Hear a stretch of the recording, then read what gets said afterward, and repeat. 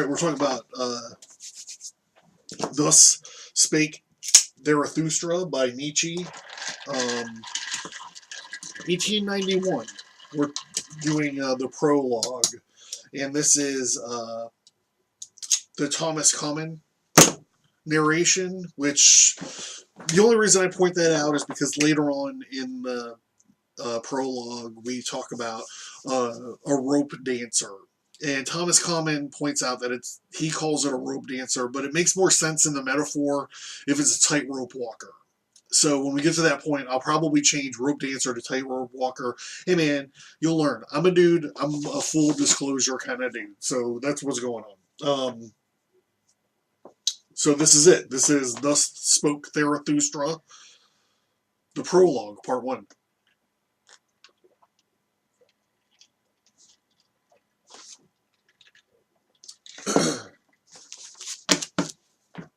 When Zarathustra was 30 years old, he left his home and the lake of his home and went into the mountains.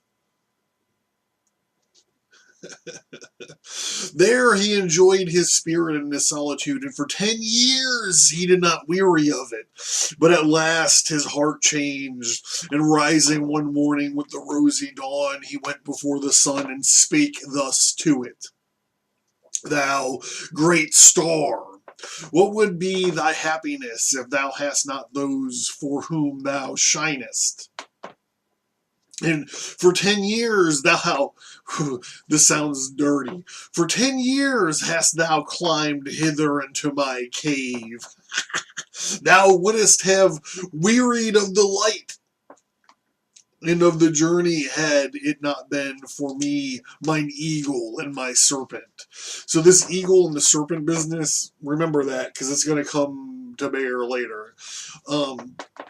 But we awaited thee every morning, and took from thee thine overflow, and blessed thee for it. And lo, I am weary of my wisdom, like a bee that hath gathered too much honey. I need hands outstretched to take it. I would fain bestow and distribute unto the wise, have once more become joyous in their folly, and the poor happy in their riches. Therefore I must descend to the deep, as thou dost in the evening when thou goest behind the sea, and givest light also to the nether world. Thou exuberant star! Like thee must I go down, as men say, to whom I shall descend, and bless me. Then thou tranquil eye, that canst behold even the greatest happiness without envy.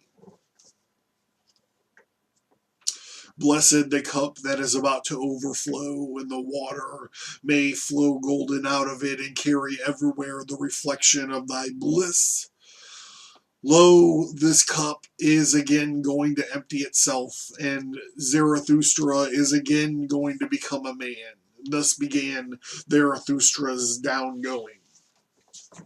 So we have a lot of things going on with this.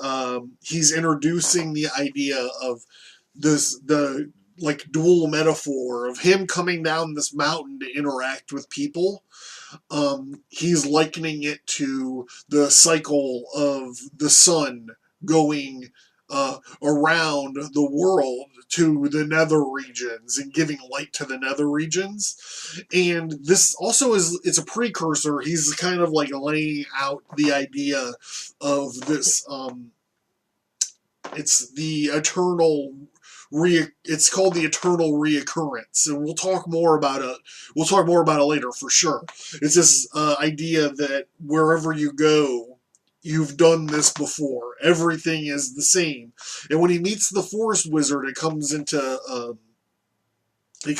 focus.